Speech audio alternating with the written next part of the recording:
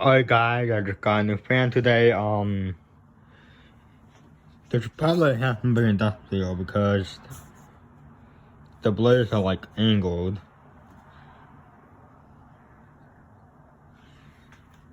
See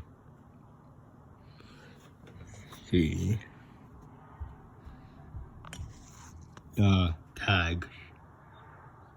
Okay, I'm gonna turn it over. See, it's got a ball and chocolate mount, canopy.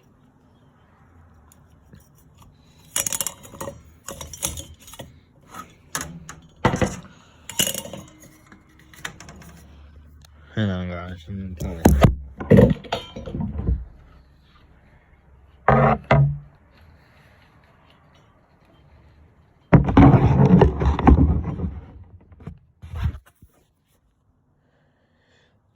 Yeah, so this is a Hampton Bay industrial.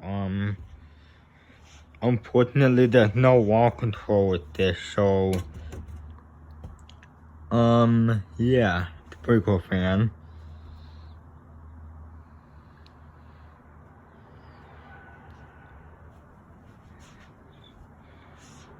So yeah, thanks for watching.